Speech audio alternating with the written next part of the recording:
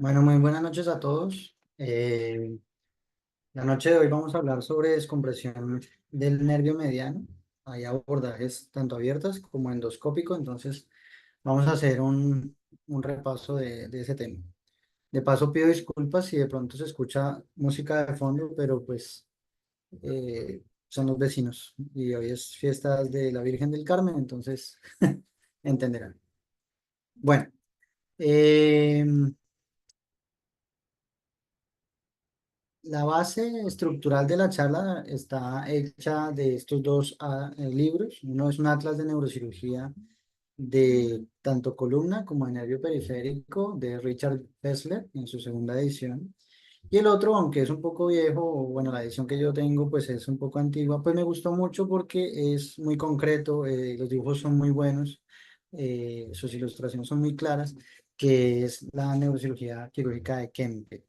Entonces, obviamente también tenemos artículos más recientes, esto es de este año, de marzo, sobre una revisión de la literatura sobre intervenciones de nervio de síndrome de túnel del carpo, que al fin y al cabo pues es la neuropatía compresiva distal del nervio mediano más frecuente. Entonces, digamos que ese es el esqueleto de la presentación. Comencemos repasando un poco del plejo braquial. Recordemos que vamos a tener unas raíces desde C5 hasta T1 y que esas raíces, algunas se van a unir y van a formar unos troncos. Los troncos son los troncos superior, que se forma de la raíz C5 y C6, un tronco medio que va solito, C7, y un tronco inferior que es la unión de C8 y de T1. A su vez, esos troncos van a dar unas divisiones anteriores y posteriores, cada uno de esos troncos. Y las divisiones posteriores todas se van a unir y van a formar un nervio muy largo, que es el nervio radial, que lo estuvimos viendo en las anteriores clases. Mientras que la división anterior del tronco superior y el tronco medio van a formar unos cordones, específicamente un cordón lateral, mientras que la división anterior del tronco inferior va a ir solita y va a formar el cordón medial.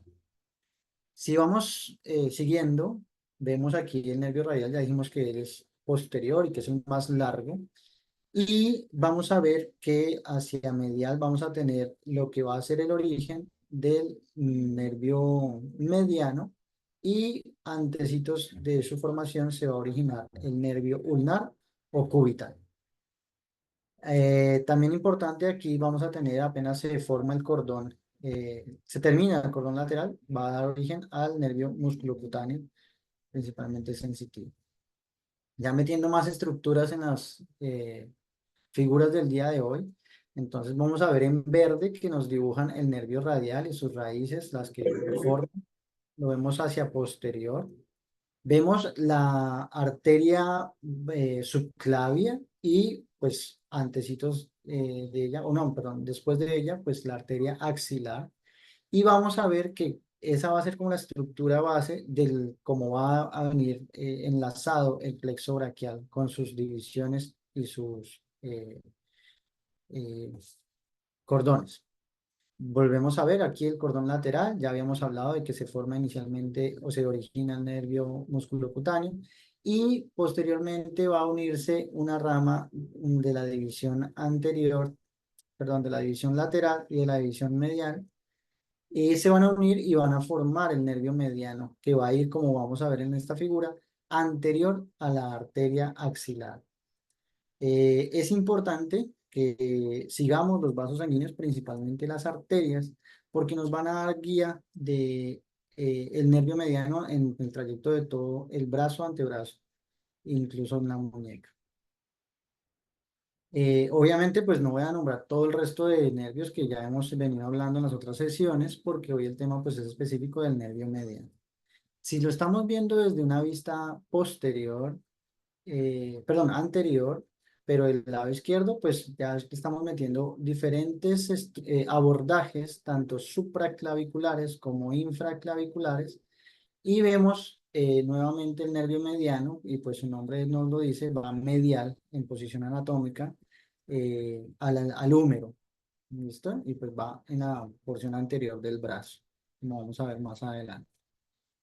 Un momentico acá.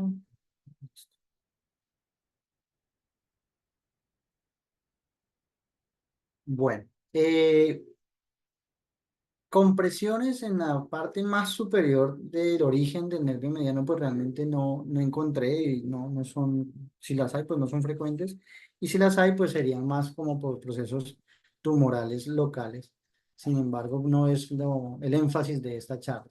Esto es para mostrar que se pueden hacer abordajes supraclaviculares para exponer eh, porciones del nervio, del plexo braquial. Sin embargo, pues no vamos a ver por esta vía realmente bien expuesto el nervio mediano. En los abordajes infraclaviculares que van siguiendo el borde inferior del músculo pectoral mayor, vamos a ver ya estructuras que nos van a ir guiando poco a poco, pero que tampoco nos van a dilucidar realmente el nervio mediano. Alcanzamos a ver algo aquí del cordón medial que va a ser parte fundamental. Y aquí esta gráfica me interesa más es porque vean la distribución entre la vena axilar, la arteria axilar y el plejo braquial. Es, como nos dicen a veces en las mnemotecnias, van para arriba, vena, arteria y nervio. Importante porque esa distribución, sobre todo el mediano, va a ser diferente a medida que vayamos pasando entre el brazo, la región cubital, del codo y antebrazo y muñeca. No siempre se va a guardar esta misma relación para que lo tengamos en cuenta. Sin embargo, sí vamos a tener la arteria axilar como una gran guía en la disección de este plejo braquial. Aquí pues mucho mejor, y ya lo estamos viendo, miren, la vena axilar, la arteria axilar, el cordón medial y aquí ya se unió con el cordón lateral y pues lástima que no me aparece, no sé por qué en la diapositiva, pero aquí nos está señalando ya el nervio mediano formado, o sea, a través de un abordaje infraclavicular ya podríamos tener algo de acceso al nervio mediano, pero como les digo, no es frecuente su patología compresiva a este nivel. Si se hacen abordajes más posteriores, ya involucrando musculatura posterolateral del dorso, pues vamos a tener obviamente ahora sí más expuesto el nervio mediano, como lo vemos, van para arriba, vena, arteria y nervio, y vemos ya formado como tal este nervio mediano que va transcurriendo hacia inferior en el brazo. Si hacemos un corte transversal, vamos a tener el húmero, este sería el brazo derecho. Vamos a ver la arteria braquial, vamos a tener el nervio mediano y entonces aquí nos va a servir para ir guiándonos. Vamos a tener la vena hacia inferior, la arteria hacia medial y el nervio mediano hacia superior, eh, lateral, la arteria y hacia anterior y medial el nervio. Recuerden que en posición anatómica el radio está hacia afuera, hacia el lateral. Eso es en el tercio superior. Ahora miren, sigan el nervio. En el tercio inferior se torna es superior. Ya deja de ser un poco más medial y se comienza a poner un poco más lateral, ya buscando lo que es la región del codo.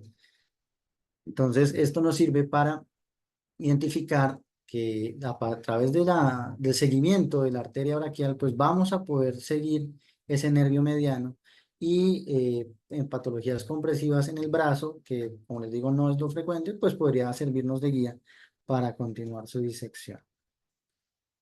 Eh, si ya estoy en el antebrazo, ya estamos viendo aquí radio hacia lateral, cúbito hacia medial, ya comenzamos a ver que está más relacionado con el radio ese nervio mediano.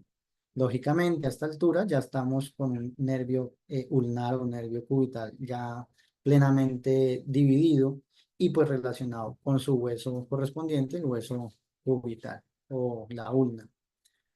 Ya ustedes comienzan a ver algunos músculos que vamos a hablar el día de hoy, como el pronador redondo, que va a tener dos cabezas y entre esas dos cabezas va a transcurrir el nervio mediano y esa parte sí es importante porque ahí sí va a haber patología compresiva del mismo, que incluso va a generar algunos síndromes que hablaremos más adelante. Específicamente del nervio mediano, uno puede tener exposición, como les había mostrado, desde el brazo, en la región del codo, antebrazo, y lo que más vamos a hacer énfasis el día de hoy, pues es en la muñeca y en la palma. Si estamos en el brazo, pues las incisiones son en S perezosa o en S itálica. Vamos a ver aquí ya la distribución del nervio mediano. Miren que se tornó un poco más lateral. Sin embargo, la arteria braquial siempre va a ser nuestra guía principal. Y ya comenzamos a ver algunas de otros de los nervios importantes. Vemos más esa lateral, el músculo cutáneo que lo advierten que cuando se esté separando la capa muscular o los diferentes músculos, pues hay que tener mucho cuidado de estar quitando esa retracción, no constantemente, pero sí de manera esporádica, porque la contracción continua puede generar problemas principalmente sensitivos por isquemia de ese nervio. Ya en la región del codo, vamos a ver el nervio mediano que se tornó mucho más medial, ¿sí? Y ya está buscando una correlación diferente con relación a la arteria. Miren la arteria braquial, antes la habíamos visto abajo.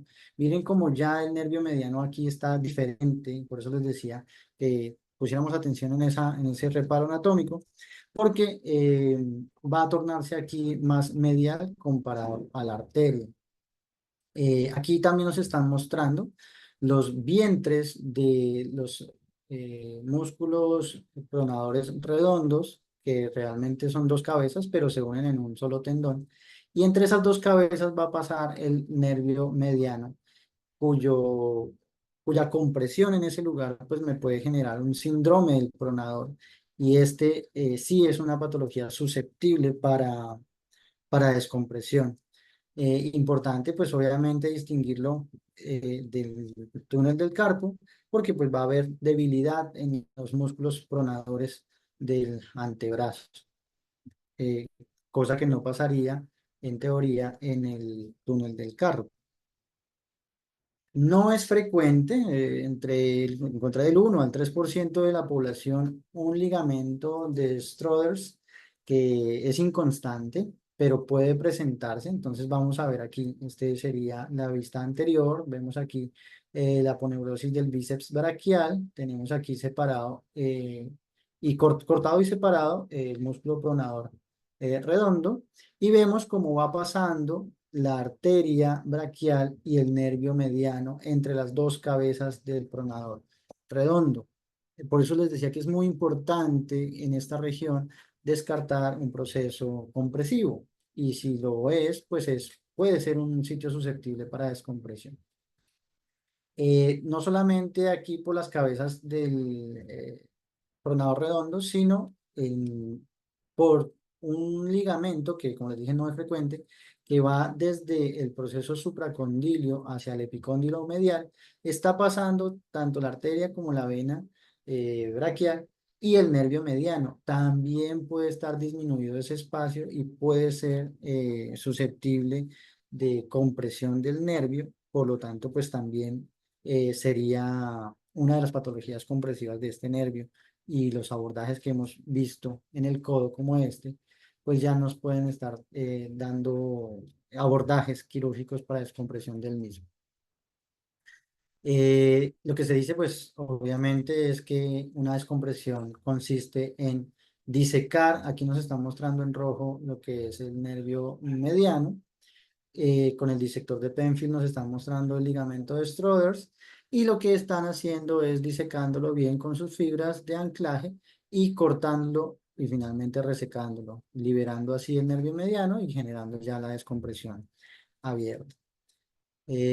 Obviamente, entre más proximal sea la compresión, pues el abordaje tiene que ser un poco más extenso y con ello, pues las comorbilidades producto de la cirugía, pues van a aumentar de cierta medida. La posición, normalmente estos pacientes están en decúbito supino, dependiendo del grado de compromiso, pues van a estar sedados con una sedación profunda o eh, pues y más anestesia regional. Muy poco vi que se hiciera con anestesia general. El brazo va a estar en una abducción de 90 grados con relación al cuerpo, está en posición supina y no todos lo usan, sobre todo para túneles del carpo, el torniquete, pero sí lo vi que se usa con frecuencia para verificar la ausencia de sangrados, sobre todo para tener el campo quirúrgico limpio. Entonces vemos que tenemos incisiones bastante largas, dependiendo qué es lo que vamos a abordar, pues van a tener diferentes dimensiones, pero más o menos esta es la posición general de todas las cirugías de descompresión del mediano.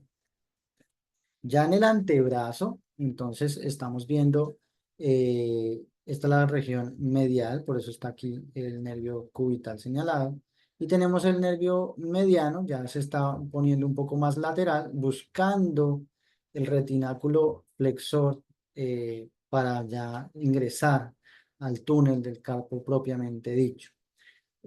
Como vemos aquí, se está retrayendo el músculo pronador redondo, una de sus inserciones, y vemos como el músculo está, el nervio mediano pues está lateral al mismo. Y también vemos aquí ya fibras del flexor, del músculo flexor superficial de los dedos. Vamos a ver que el nervio mediano inicialmente está superior a él, pero después se va poniendo un poco más lateral entre el flexor palmar largo y el flexor superficial de los dedos para entrar al túnel carpiano, como lo vamos a ver más adelante. En esta zona, pues no es frecuente que hayan compresiones, sino que nos vamos a ir ya para la región de la muñeca. Ya esto se había comentado en las dos charlas anteriores, no es totalmente así, sin embargo puede haber anastomosis entre el nervio cubital y el nervio mediano. Esta es una de ellas, conocida como la anastomosis de Martin Gruber, y se da en la porción del antebrazo. Entonces, pues en ciertas patologías puede ser importante porque pues va a suplir algunas funciones no solo sensitivas, sino también motoras. Ya acercándonos a lo que nos compete más el día de hoy, pues es la muñeca, donde vamos a tener el retináculo flexor, también llamado ligamento transverso del carpo. Él mide más o menos entre 4 a 6 centímetros, está localizado pues en la región, en la cara cubital de la muñeca. Y pues hay diferentes abordajes. Este sería una incisión horizontal, también hay incisiones verticales, pero lo importante es que, digamos, para tener en cuenta, pues lógicamente ese es el límite superior del túnel del carpo y debajo de él, o más bien dentro del túnel del carpo, pues va a estar el nervio mediano. Vamos a ver en la parte palmar un nervio motor recurrente que es muy importante identificarlo y no cortarlo porque puede generar debilidad de la región tenar y es una de las complicaciones principalmente de la cirugía abierta. Más hacia medial, pues vamos a tener los flexores superficiales de los dedos y pues aquí ya estamos viendo cómo se corta en toda su longitud transversal ese retináculo flexor o ligamento transverso del carpo. Eh, Aquí un corte transversal, entonces vamos a tener los huesos del carpo, recordar que hacia la región radial está el escafoide, semilunar, escase piriforme y pisiforme, escase pirapis, mientras que más anteriores, porque por posición atómica, eh, perdón, más hacia posterior, está el gancho, ganchoso, y bueno. Tenemos el ligamento transverso del carpo. que va a tener dos lengüetas, por así decirlo, una división en dos capas hacia la región cubital y pues es muy importante porque van a generar un canal que ya lo hemos también nombrado, es el canal de Bouillon. ¿Y por qué es importante? Porque la retracción hacia medial en la cirugía puede generar isquemia sobre el nervio cubital e incluso puede generar un síndrome cubital distal por la misma compresión durante la cirugía. Menos mal, pues son cirugías cortas y pues normalmente no debe pasar nada. Vemos aquí entonces en el canal del carpo, en el túnel del carpo, perdón, el nervio mediano que está superior. En este corte está muy medial, pero ya después se va a poner un poco más lateral hacia la región radial.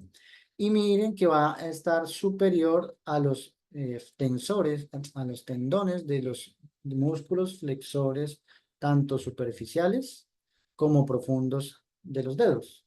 Y pues aquí vamos a tener el tendón del flexor palmar largo. Eh, otro abordaje, pues, que también se propone es en ese sigmoideo o sinusoidal, para tener una exposición mucho mayor, sobre todo de la fascia palmar, como la vemos aquí retraída, o aponeurosis palmar. Y aquí me interesa mucho que veamos la rama recurrente, principalmente motora, del nervio mediano, porque cuando no se localiza bien y no se logra visualizar y se lleva en el corte de esta rama, pues va a generar una debilidad de la musculatura de la región tenar. Entonces, obviamente, pues el paciente venía por una cosa y sale por otra, lo cual pues es una complicación. Eh, Aquí ya cortan ese retináculo flexor, se hace separación hacia medial y hacia lateral y vemos cómo está firmemente adosado a la capa profunda de la aponeurosis palmar y del retináculo flexor, ese nervio mediano. Por lo tanto, una retracción fuerte pues también puede generar alteración del mismo. Al fondo, pues vamos a ver los tendones de los músculos flexores superficiales de los dedos y pues más profundo o más posterior los tendones profundos flexores digitales. Básicamente esto es lo mismo, entonces vamos a ver aquí el nervio mediano como ingresa al túnel carpiano, vemos como da una rama palmar y tenemos la rama recurrente. Esta es otra rama susceptible a daño en el corte, por lo tanto debemos ser cuidadosos de tratar de localizarla y no cortarla, lógicamente, y seguir el paso transverso o más bien perpendicular de las fibras del ligamento transverso del tarso y cortarlas en su totalidad, que es otra cosa que yo leía. Algunas de las no complicaciones, pero sí fracasos del procedimiento es que no se corte la porción distal del retináculo flexor. Entonces la idea es que se corte en su totalidad, que se vea cómo se retrae hacia los lados ese retináculo y con eso sí se comprueba una descompresión verdadera del medio. Otras anastomosis menos frecuentes en la región palmar, entonces esta es la de Berrettini.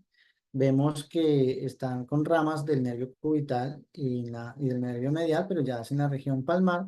Y otra que es la de Rishikaniu, no sé si se pronuncia bien así, entre una rama del cubital profunda y la rama recurrente que yo les decía del nervio mediano. Entonces, obviamente es importante porque si llegamos a cortarla, pues no solamente afectaríamos territorio sensitivo o motor del mediano, sino también puede ser también del cubital. Entonces, con relación al síndrome del túnel del carpo, obviamente es la neuropatía más frecuente del sistema nervioso periférico. Es una incidencia muy alta, de 99 por cada 100.000 personas a nivel mundial. La prevalencia está entre el 3,8 al 5,8%. Normalmente esto es una patología más prevalente en mujeres entre los 40 y los 60 años y se produce por un aumento de la presión que existe dentro del túnel carpiano. Normalmente esa presión debería estar entre los 0 y los 10 milímetros de mercurio, pero cuando está aumentada la presión puede incluso llegar a 35, 40 o 50 milímetros de mercurio.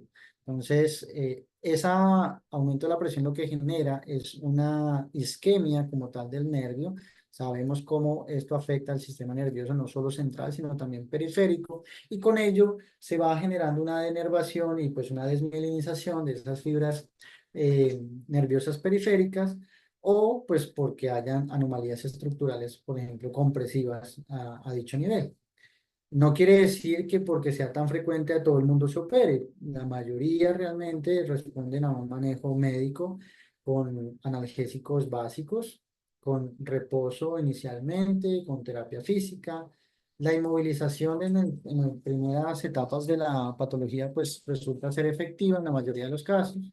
Y cuando estos tratamientos iniciales pues han fallado o no tienen el resultado adecuado, pueden ser susceptibles los pacientes de infiltraciones locales, principalmente con corticoides. Eh, lo que ofrece la cirugía es una recuperación más rápida comparado pues, al manejo conservador, y está indicada principalmente en los pacientes a los cuales usted les ha hecho un manejo entre las 4 a 6 semanas y no han respondido de manera adecuada. Aquí nos sirve para ver la parte de dermatoma correspondiente al nervio mediano en verde. Entonces tenemos el primer dedo completamente, el segundo y el tercero, y la región radial del cuarto dedo, todo territorio del nervio mediano. Por eso, cuando evaluamos al paciente, miramos la cara palmar o del segundo o del tercer dedo para estar seguros de que estamos evaluando el nervio mediano. Me faltó decir que algo importante en el síndrome del pronador, por la compresión de las cabezas del pronador redondo, pues es la famosa posición en predicador, que siempre nos han dicho que esa es la lesión clásica del nervio mediano. Pues precisamente porque hay una alteración en la flexión de los primeros tres dedos de la mano. Obviamente aquí no pasaría eso. Eso nos puede servir para diferenciar el sitio de la compresión. Factores de riesgo son muchos, realmente no solo hay factores locales, obviamente si hay una reducción en el espacio, los componentes serán los mismos, los 9 ligamentos y el nervio, pero si hay un menor espacio, pues obviamente eso va a generar presión sobre el nervio. Hay causas que no tienen relaciones como tal con otras patologías, por eso los llamamos como adelgazamientos idiopáticos o familiares, alteraciones congénitas. Vemos también factores sistémicos como enfermedades inflamatorias o autoinmunes, como artritis reumatoidea, dermatomiositis, tenemos amiloidosis también, desórdenes metabólicos como la mucopolisacaridosis, eh, y otros mucho menos frecuentes, pero que también se han visto que pueden tener alguna relación, como estar en la etapa menopáusica o presentar eclampsia. Se ha visto obviamente un aumento en el número de pacientes, como les decía, esto inicialmente o principalmente es de mujeres entre los 40 y 60 años, pero se está viendo cada vez más en población más joven por el uso de celulares, donde utilizamos cada vez más los pulgares para la digitación. Hay pruebas semiológicas básicas de consultorio que podemos hacer. Las más conocidas son el test de Tinel y Fanel. Entonces, la prueba de Tinel, percutimos directamente en la región del retináculo flexor, y lo que se debe producir es un corrientazo en el territorio del nervio mediano, así lo describe el paciente. Y el test de funnel, se hace una flexión de muñecas y se juntan los dorsos de las mismas por 1 minuto. Eso obviamente va a hacer una compresión del nervio mediano, y a medida que va pasando el tiempo se va a generar el corrientazo en el territorio del nervio mediano. Con eso se contaría como un test positivo. Lógicamente, estos no son 100% específicos. Vemos aquí algunas de las sensibilidades y especificidades. Otra prueba también que se hace es la prueba de Durkheim con compresión directa con los dedos pulgares sobre el retináculo flexor, eh, teniendo una especificidad un poco mayor que las otras dos pruebas. Sin embargo, pues no solamente la clínica, sino los estudios electrofisiológicos son los que nos van a dar principalmente el diagnóstico en conjunto. Las velocidades de conducción pues van disminuyendo y los potenciales somatosensoriales pues también se van a ver afectados. Hay algunos criterios, estos son los criterios de Bland sobre qué tan grave es, qué tan severo es el compromiso del nervio mediano, de la compresión del mediano en el túnel del carpo, siendo unos valores de 0,1, 2 leves, donde hay pues síntomas escasos y no hay alteraciones como tal electrofisiológicas, mientras que en los grados moderado y severo, 3, 4, 5 y 6, pues ya vamos a ver las densidades de velocidad, densidad motora distal, perdón, y principalmente en el abductor pollicis brevis, pues van a verse afectadas y vamos a ver que esas densidades van a disminuir. Eh, También hay criterios en resonancia, no es fácil que, o bueno, lo que yo leía, pues no es fácil que se diagnostique de esta forma, se necesita tener pues bastante experiencia para identificar principalmente el área de superficie de ese túnel carpiano. Entonces, entre esa superficie sea mayor, pues van a tener otros criterios para también pensar en un grado de severidad mayor. Con respecto a la descompresión abierta, es la cirugía que más se hace para nervios periféricos. Se hace más o menos en el 1% de la población general. Es muy antigua su descripción. Encontré dos autores. En un lado encontré a James Lermont en 1933, pero en otro de los artículos encontré que el doctor Herbert Galloway también ya lo había escrito unos años atrás, en el 24 sobre la descompresión, o hablaba ya de la descompresión, y creo que Sir James lo que hace es describir la técnica de la disección del retináculo flexor. Okutsu, ya de lo que encontré es de los que comienza a meter la cirugía endoscópica, esto es para ya cercano a los 2000. Y pues dentro de las descompresiones de la vía abierta, estamos pues que tenemos lesiones un poco más frecuentes comparado a la endoscopia de las lesiones de los nervios cutáneos palmares y motor recurrente.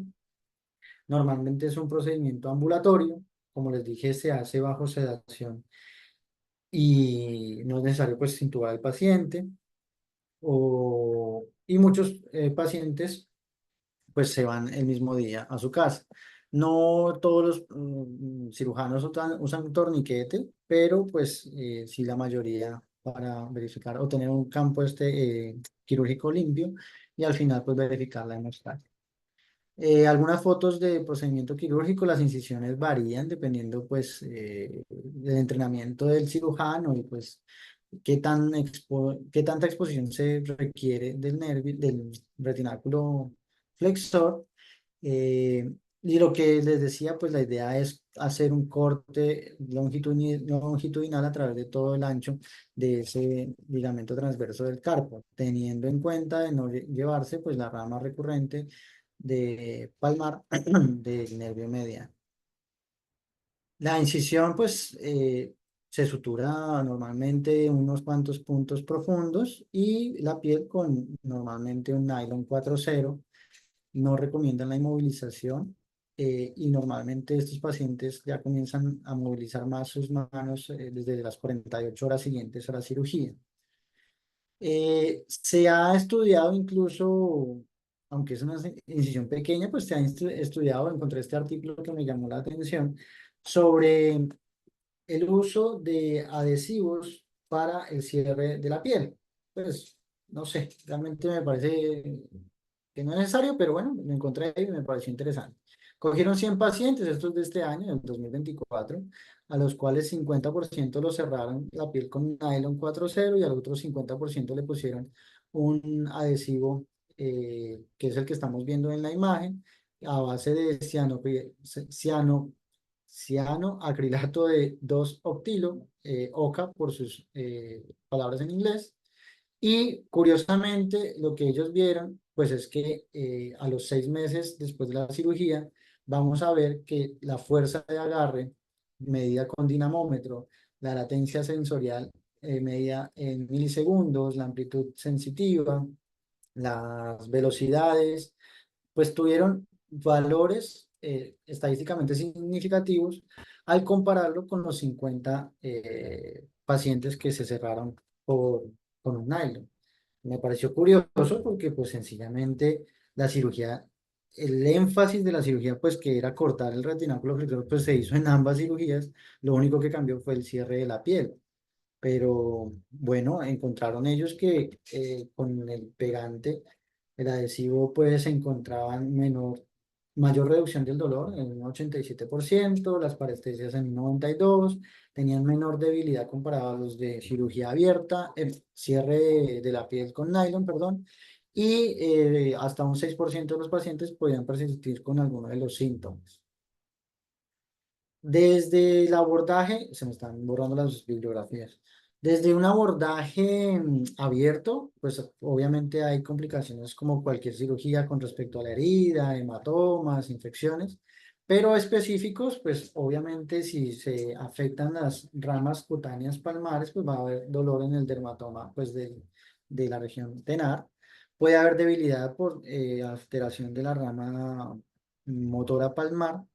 Puede haber más fibrosis en la cirugía abierta comparada a la endoscópica. Con ello también pueden generar cicatrices hipertróficas y se describe distrofia simpática refleja. Recordar que también hace parte del síndrome regionales complejos a nivel distal. Y ya para ir cerrando, a nivel del abordaje endoscópico, las ventajas que se describen es que pues, se usan incisiones mucho más pequeñas. Se ha descrito que tienen a los 3 meses, desde el momento de la cirugía y los primeros 3 meses, menor dolor posoperatorio, mejor fuerza de agarre, retornan a sus actividades de la vida cotidiana de una manera más rápida. Sin embargo, dentro de las desventajas, obviamente se necesita un entrenamiento mayor. eh, Se considera que hay menor visibilidad, principalmente de esas ramas peligrosas, pues por la cantidad de espacio que se reduce. Refieren que hay mayor lesión vascular. Obviamente se usan más instrumentos, el endoscopio, los lentes, entonces eso incrementa los costos y pues genera de pronto un poco más de demora en el procedimiento. De lo que leía, algunos procedimientos endoscópicos duraban 33 minutos en promedio, mientras que incluso en cirugía abierta podían llegar a los 8 o 12 minutos.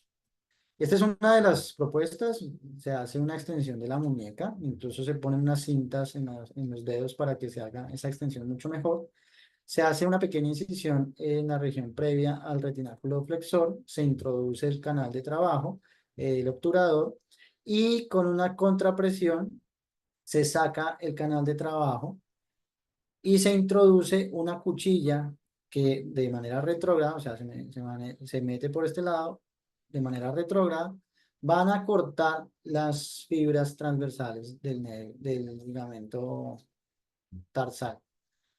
Eh, Comparado a la cirugía abierta, entonces a los 3 meses les va mejor en la parte endoscópica.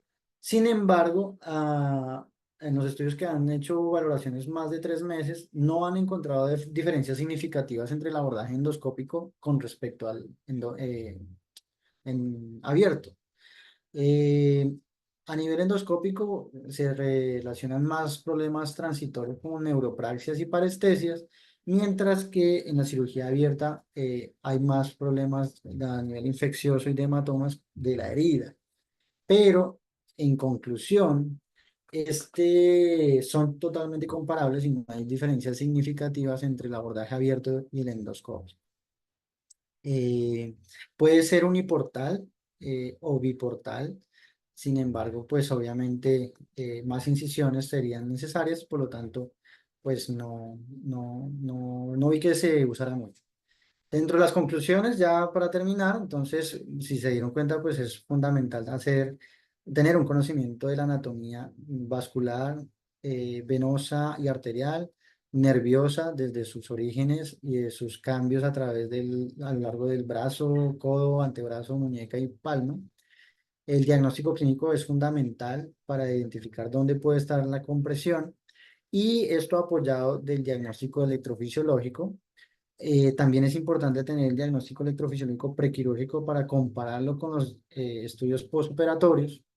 Y vimos diferentes abordajes dependiendo el sitio de compresión. Eh, Como les dije al final, pues no hay una diferencia significativa entre el abordaje abierto y el endoscópico, al comparar ambas técnicas después de los 3 meses. Bueno, muchísimas gracias. Gracias, doctor Santiago. ¿Me escuchan? Sí, señora. Sí. Bueno, tenemos, desafortunadamente, como me comenté un poquito tarde, no alcancé a presentar al doctor Araujo, quien nos está acompañando. Doctor Marcos Araujo es ortopeda casualmente de mano, pues es la persona que creo que una de las personas con más experiencia en Cartagena con respecto a este tipo de patologías. Los neurocirujanos, pues no tenemos a veces el entrenamiento completo, algunos lo tenemos, otros no, algunos, todo depende realmente de la experiencia en este tipo de cirugías. Como ya explicaste, los abordajes son diversos, cada cirujano tiene su técnica. Debemos ser prudentes también qué casos de entrada uno remite a cirugía de mano por la complejidad, porque vemos algunos, o porque a veces la sospecha de diagnósticos diferenciales hay dudas de pronto de que el paciente mejore. Yo en particular, pues gracias a que trabajo con el doctor Araujo, algunos casos los he enviado directamente a él y los casos que uno ve que puede manejar, pues puede hacerlo. Hay dos preguntas que surgen importantes, que quiero que el doctor nos colabore para aclarar algo del panorama de este tipo de patologías. Uno de los mayores problemas en las cirugías compresivas a nivel de nervio periférico es cuando ya el paciente lleva mucho tiempo con un proceso compresivo, que ya hay un proceso de denervación, que ya uno sabe que la cirugía puede no ser tan útil. Entonces, la pregunta es, en la experiencia, en particular los ortopedas, ¿cuánto tiempo considera que va a beneficiar el procedimiento? Profe, A se le ver, entrecortó la pregunta ahí, al final. mismo tiempo, ¿cuánto en promedio consideran que ya el paciente no se beneficiaría de una descompresión? Que el paciente por lo menos del tiempo de evolución, del tiempo de diagnóstico electromiográfico, ya consideran que el paciente no se debe operar porque el beneficio quirúrgico no va a darse. Y segundo, doctor Araujo, ¿cuáles son las complicaciones que en su práctica más ha visto de este tipo de patologías, de los procedimientos quirúrgicos? No sé Doctora si el Piña, doctor bueno, me... primero que todo, sí, ya ahí le escucho. Muchas gracias por la Gracias, doctor. invitación. Eh, es un gusto estar con ustedes acá, articulando pues los diferentes departamentos de la universidad y las diferentes especialidades en pos de la mejoría de nuestros pacientes y del conocimiento de nuestros residentes. Primero felicito al doctor Santiago, me parece una revisión completa. La excursión del nervio mediano desde su origen allá en el prejo braquial hasta la llegada a la mano es compleja y sobre todo anatómicamente es bastante exigente. Nosotros en cirugía de mano y sobre todo en la parte de trauma lo sufrimos bastante con las heridas por arma de fuego, con las heridas por la arma cortocontundente. Entonces casi que nos toca toda esa aplicación anatómica vivirla en el día a día y es bastante exigente la anatomía y el abordaje quirúrgico del nervio mediano. Entonces me pareció una revisión interesante, completa. De pronto uno espera solamente que le hablen del segmento de la muñeca y creo que quedamos satisfechos en una revisión anatómica casi completa del nervio. Entonces, además del resto de la revisión que me pareció muy correcta, muy completa, puntual, me pareció excelente. Primero quiero comenzar felicitando al doctor Santiago en cuanto a las dos preguntas, doctora Piña, yo en los años que llevo haciendo es que ya van para unos 17 más o menos, desde que yo terminé mano hasta que voy ahora, lo que me parece más complejo, más que la cirugía como tal, es a cuáles no operar, por lo que usted dice. lo más difícil en túnel carpiano es aprender a no operar y saber cuáles no operar. Eso va casi en sintonía con su pregunta, que es muy interesante. Realmente yo, por lo que he visto y he leído, no hay un tiempo determinado porque no es tan fácil precisar el momento del origen de la patología, ¿no? Uno casi que lo hace en paralelo con los síntomas. Muchos pacientes, y la mayoría de ustedes verán en consulta, dicen, ¿cuánto hace?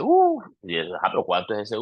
1, 2, 3 años, muchos vienen. Hay pacientes de 20 años de túnel carpiano y los relacionan con actividades muy puntuales. Entonces, es difícil un tiempo específico porque realmente es muy difícil saber desde cuándo está el nervio comprimido. Otra manera de tener una referencia un poco más real es ver las electromiografías y de pronto identificar cuál es la electromiografía más antigua. Hay pacientes también que llegan con un cartapacio de papeles y ahí está la electromiografía de hace 4 años, donde ya lo tiene grado 1, hace 5 años, donde ya lo tiene. Entonces uno trata de, de guiarse por ahí, pero realmente un tiempo como tal, yo no lo consideraría así, sino más la sintomatología. Realmente esta es una patología que yo considero en un 70-80% de diagnóstico médico, clínico.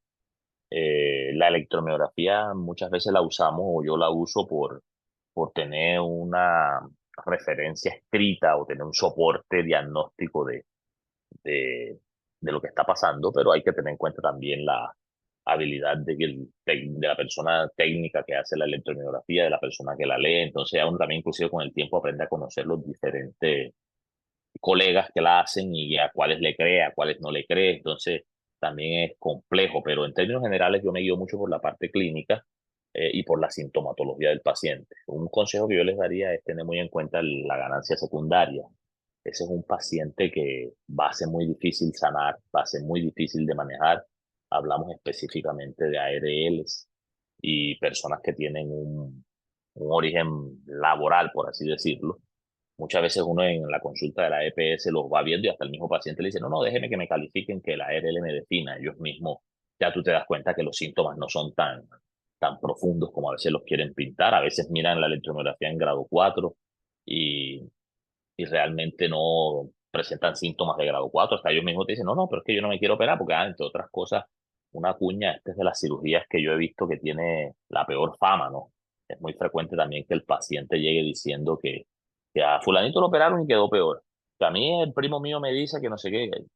A mí el tío mío me dijo que... Entonces hay una cantidad de opiniones de personas fuera inclusive de la medicina que muchas veces la consulta más se orienta en explicarle al paciente y que él entienda lo que tiene más que la cirugía como tal. Es muy raro que te pregunten cómo es la cirugía, por dónde me va a operar, qué me va a hacer, si no salen diciendo que es que el vecino dice, que es que mi tío dice, que mi sobrino dice. Entonces, la parte difícil, creo yo, o el truco del paciente es identificar cuál realmente está convencido de lo que se le va a hacer y que realmente presenta los síntomas.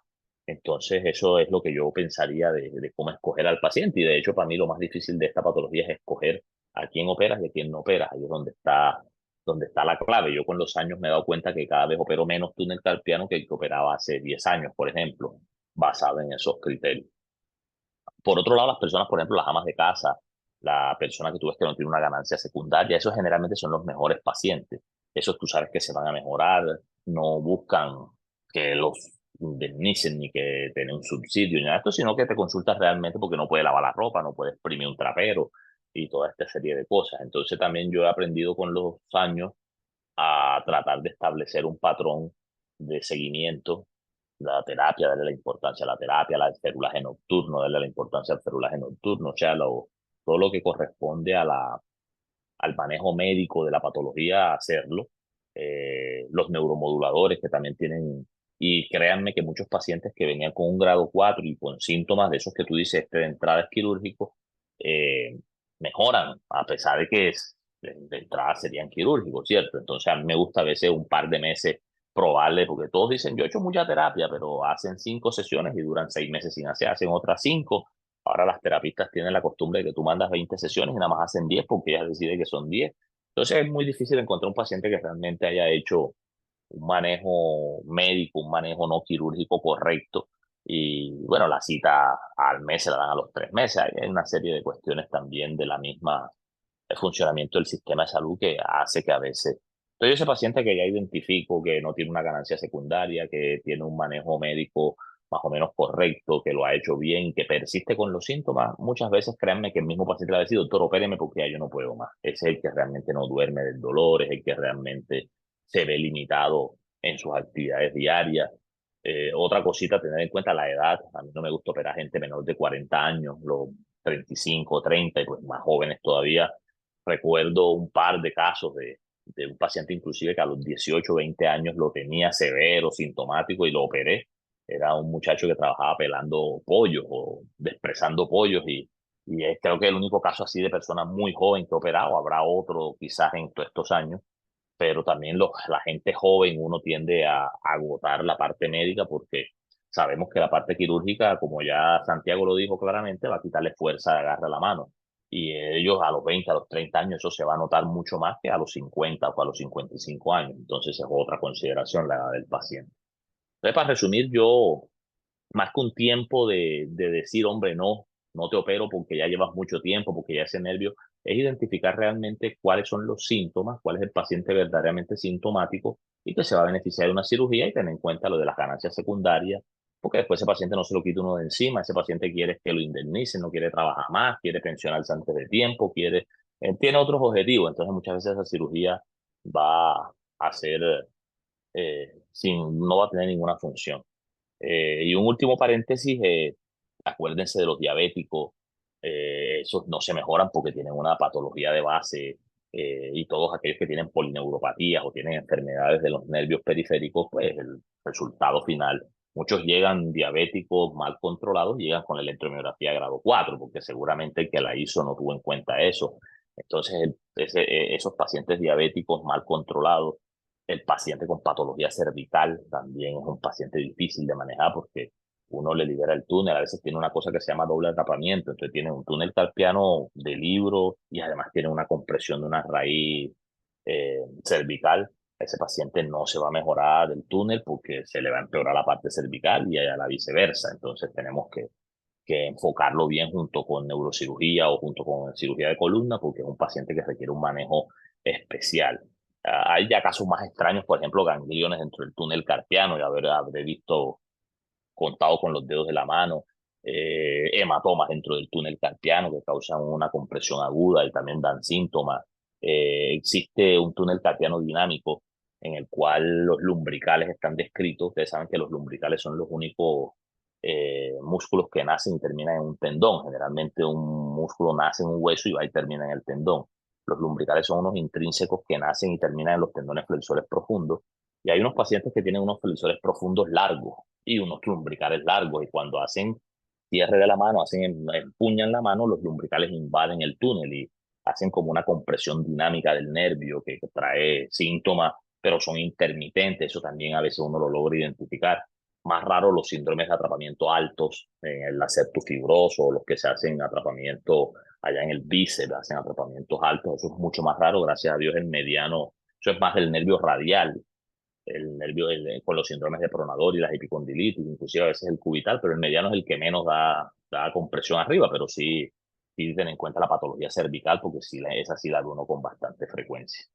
Creo que ahí hay un resumen más o menos del enfoque del paciente y de cómo tratarlo, cuáles operar o cuáles no, pero yo considero que el túnel carpiano es casi un arte de la cirugía, de aprender con los años a identificarlo y a manejarlo, porque no es tan fácil como parece. Es una cirugía, yo a los pacientes les digo, una cirugía de 15 minutos, ahí lo dijo Santiago, hay un 8 o 12 minutos, pero con consecuencias que pueden ser para el resto de la vida. Yo he visto síndromes dolorosos regionales complejos, he visto lesiones de la rama tenariana. Esa rama tenariana que mencionaba la anatomía Santiago también es traicionera porque ella tiene muchas variantes. Hay una que salen después del ligamento transverso, puede salir antes, puede atravesar el ligamento transverso, entonces hay que tener mucho cuidado con la disección, casi nunca uno la ve, pero sí su daño es fatal porque causa una lesión de la musculatura tenar casi irreversible, hay casi que pensar en repararla. Entonces, todos esos detallitos que uno va aprendiendo con el tiempo hacen de una patología que es fácil de operar, pero difícil de diagnosticar y de enfocar. Entonces, yo creo que Ese sería, para no cansarlos más, como un resumen de la parte esa de la escogencia del paciente y cuál sería quirúrgico y cuál no. No sé, que me parece que la doctora Piña me preguntó otra cosa, pero ya se me pasó, no sé cuál era Sí, la segunda doctora. pregunta. Las complicaciones que usted ha visto, bueno, ya algunas mencionado. Yo en lo particular he visto mucho las fibrosis y eso es como lo más aburridor, ¿no? Sí, Las doctora fibrosis Piña, que vuelven y te comprimen. sí, Ajá. sí, de eso yo ahorita que Santiago hablaba, yo reflexionaba, por ejemplo, en lo que él mostró, el trabajo que hicieron, que muestra muy buenos resultados, aparentemente, de trabajo en el cual cierran con un pegante la piel o algo así. Eso me hizo traspolar a la época en que yo hacía el fellow y había un grupo yo estudié en Bogotá, para los que no me conocen o no saben, yo estudié en la Universidad del Bosque, en la Fundación Santa Fe, ese era mi hospital base de fellow, y allá, por ejemplo, teníamos al doctor de Bedul, me acuerdo. Él liberaba el túnel y hacía como una especie de laja del ligamento transverso, el ligamento lo dividía como en dos partes y ponía una parte encima como a manera, como cuando uno opera una enfermedad de Kerbein, como para dejarle al nervio todavía una interposición entre la fascia palmar y el nervio como tal. O sea, el ligamento lo dividía, pero después no lo suturaba igual, porque pues lo volvería a comprimir, pero le sacaba una lajita y él decía que con eso evitaba que el nervio se subiera. Y si está descrito y es muy frecuente una cosa que se llama neurodesis, que es lo que se refiere a la doctora Piña. Uno opera, deja el nervio, se cicatriza e inmediatamente se pega otra vez y usted termina con otro síndrome túnel carpiano. La recomendación que yo les daría de eso, yo no reparo otra vez el ligamento. Hay personas que usan sellante de fibrina, hoy en día están los Neurolag, están la, los Vivosor, que son como una especie de membrana que separa el nervio. A veces yo las uso en cirugías de revisión o cuando hay un trauma concomitante, pero de entrada no. Yo lo que les recomiendo es que el paciente no lo inmovilicen, pónganle un vendaje bultoso, háganle una buena analgesia postquirúrgica y que el paciente salga moviendo la cirugía, de los dedos de la cirugía. O sea, ahí Santiago decía que a las 48, 72 horas yo lo saco del quirófano moviendo los dedos, porque eso es lo que me va a garantizar de pronto que el movimiento de los tendones dentro del túnel mantenga móvil también al nervio. Primero me quita la posibilidad de un postquirúrgico con edema de los dedos, con rigidez, con dolor, y segundo, me evita una neurodesis. Yo creería que esa, la neurodesis o la adherencia a través del nervio y la fibrosis es la más frecuente, pero pues obviamente yo he visto especialistas que van a liberar el túnel carpiano y liberan el canal de Gullón porque están al ladito. Entonces, la referencia para eso es coger el cuarto dedo, el anular, es flexionarlo y en la línea donde el anular atraviesa la mano, ahí se hace la incisión. Muchas personas piensan que uno coge la eminencia tenar y la hipotenar y se mete en la mitad y a veces el túnel de Gullón o el canal de Gullón está ahí encima. Ustedes lo vieron que está al lado del túnel carpiano y libera uno el canal de Gullón y liberas al nervio cubital cuando era el mediano y el paciente sigue con síntomas. Hay trauma del nervio mediano cuando uno entra.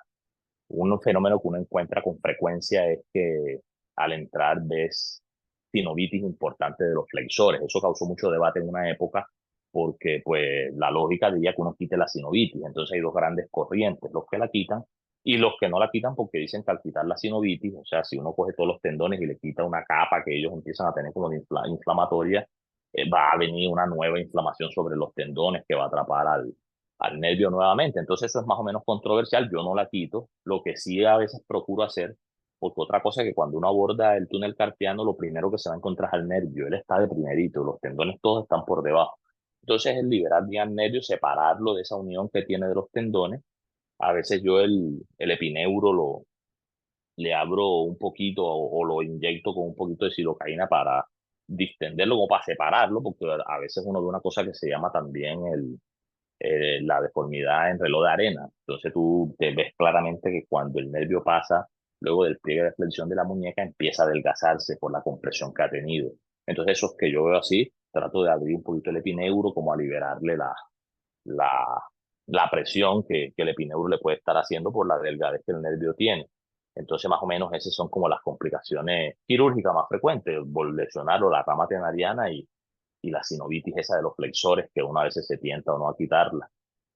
Las otras son las de afuera, o sea, es frecuente encontrar cicatrices dolorosas. Hay una cosa frecuente que se llama el dolor en los pilares, cuando uno divide el ligamento transverso, sus dos extremos, que son el tubérculo del escafoides y el gancho del ganchoso, se distienden, por así decirlo. Eso está tenso y al liberar uno se pierde la tensión que tiene y los pacientes se van a quejar con frecuencia de un dolor que se ubica sobre la eminencia tenar y sobre la eminencia hipotenar. Entonces, inclusive dice, no, la cicatriz no me duele, doctor, me duele a los lados.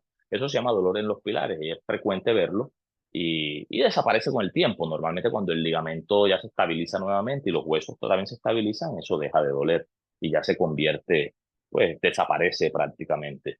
Y claro, los dolores locales de la cicatriz y el síndrome doloroso sí he visto. Tengo un par de pacientes inolvidables que gracias a Dios no los operé yo, pero hasta uno de ellos era de una ARL, se llamaba Alfa, esa señora terminó con una mano contracturada, la mandamos, me acuerdo, positiva, la mandó a Bogotá, y de Bogotá los cirujanos de mano de allá que la vieron, el doctor García específicamente, que era en ese momento el director de cirugía de mano de la Javeriana, le diagnosticó un síndrome que se llama síndrome del puño cerrado, que es un síndrome hasta neurológico, que se ve en afecciones neurológicas o inclusive psiquiátricas, y que la señora como que a consecuencia de protegerse del dolor había desarrollado eso, mantenía el puño cerrado, inclusive clavaba las uñas en la mano. Yo solo he visto en un par de pacientes secundarios a un síndrome del túnel carpiano. Entonces sí es real que pueda haber eh, lesiones dolorosas crónicas, pero fíjense, en esta señora específicamente cuando se pensionó de la ARL ya no molestó más,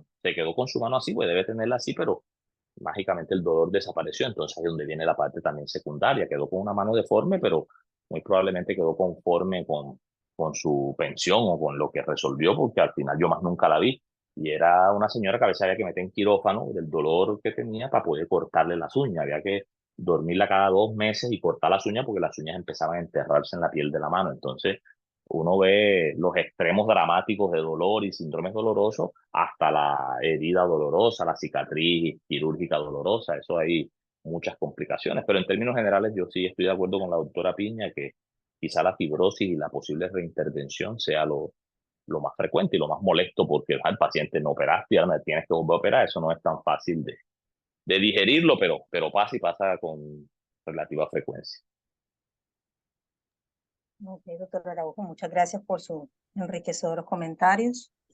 Bueno, doctor Santiago, felicitaciones. Muy buena revisión y muy chévere la interacción con ortopedia de mano porque somos los que más frecuentemente manejamos esta patología. Entonces, muchas gracias a todos los asistentes. No sé si hay alguna pregunta adicional. Muchas gracias, profe. Doctor, muchísimas gracias por atender la invitación. No, no, muchachos, a ustedes, a la doctora Piña, que fue la que me invitó directamente, también muy agradecido y sobra decir que sé que tuvieron un tema pasado en el que yo no pude asistir por una cirugía que se nos complicó, pero sobra decir que estoy a su disposición para lo que necesiten de parte de ortopedia y cirugía de mano de la universidad, en el hospital, lo que necesiten con mucho gusto. Muchas gracias a ustedes también por su atención. Feliz noche. Bueno, Feliz noche, muchas gracias. bueno, que pasen buena noche. Nos vemos. Santi, una pregunta. ¿Confirmaron todos la asistencia para este sábado? Que debo confirmar a la reserva de... ¿Todos confirmaron? ¿Residentes?